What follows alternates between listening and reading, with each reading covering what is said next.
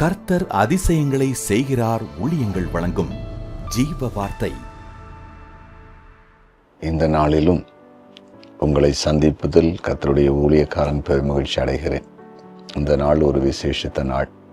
இந்த நாளில் கர்த்தர் உங்களை ஆசீர்வதிப்பார், மேன்மைப்படுத்துவார். பயப்பட வேண்டாம். வாலிப தம்பி தங்கச்சி உங்களுக்கு சொல்கிறேன், கர்த்தர் பெரிய காரியங்கள் உங்களுக்கு செய்வார். ஆண்டவரை தேடுங்க, ஏசப்பாவுக்காக வாழுங்க.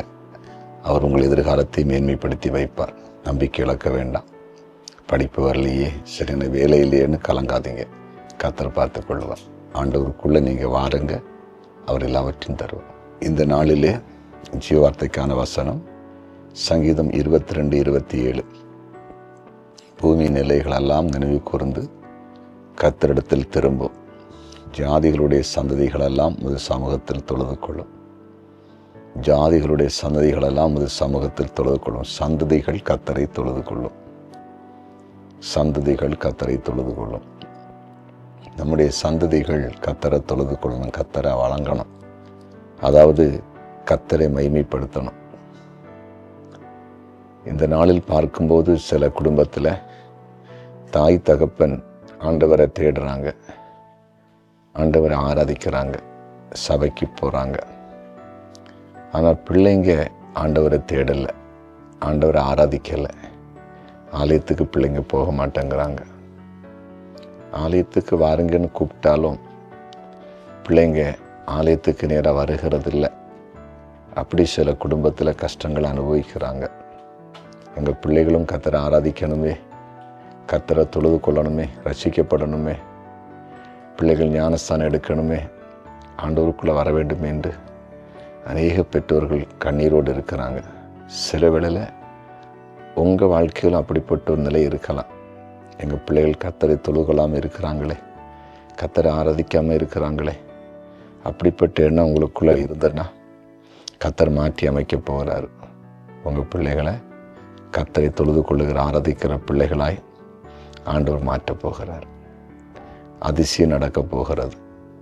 அற்புதம் நடக்கப் போகுது. கர்த்தர் மேன்மைப்படுத்த போகிறார். தேவனால முடியும். பிதா ஒருவனை இழுத்து கொள்ளாவிட்டால் என்னிடத்தில் தானே ஒருவன் வரான்னு சொல்லி இருக்கிறார்.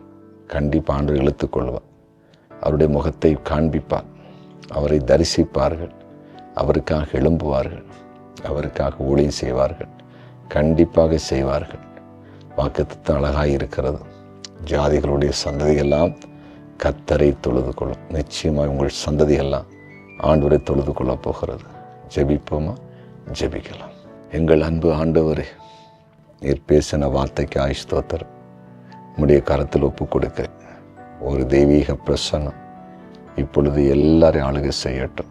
உம்முடைய ஜீவார்த்தை கேட்டு விசுவாசிக்கிறது மட்டுமல்ல, ஒவ்வொரு நாளும் வேதத்தை வாசிக்கவும் தியானிக்கவும் ஆண்டவருக்காக எழும்பி பிரகாசிக்கவும் எல்லாருக்கும் நீர் கிருபை கொடுக்கும்படியாய் செபிக்கிறோம். ஒவ்வொருவரும் வளர்ந்து பெருகட்டும் என்று செபிக்கிறேன். குறிப்பாக தகப்பனே, பயதீப நிலையில் இருக்கிற ஒவ்வொரு தகப்பன்மார்களுக்காய் தாய்மார்களுக்காய் செபிக்கிறேன். அவள் நீர் ஆசீர்வதிப்பீராக. அவங்களை பலப்படுத்தும்படியாய் செபிக்கிறேன். சரீரத்தில் வியாதியை சுமந்து கொண்டு இருக்கிற, வியாதியினால் கவலைப்பட்டு கொண்டிருக்கிற அத்தனை பேரையும் கண்ணோக்கி பாரும். கொடிய நோய்கள் இவள் விட்டு அகன்று போகட்டும்.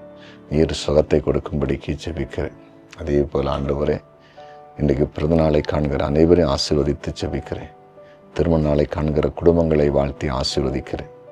குறிப்பாக ஆண்டவரை பிஸ்னஸ் பண்ணுகிற எல்லாரையும் நீர் மேன்மைப்படுத்தும்படிக்கு ஜெபிக்கிறேன். எங்கள் ஜெபத்தை கேட்டு நன்றி. இயேசுவின் நாமத்தில் பிதாவே, ஆமென்.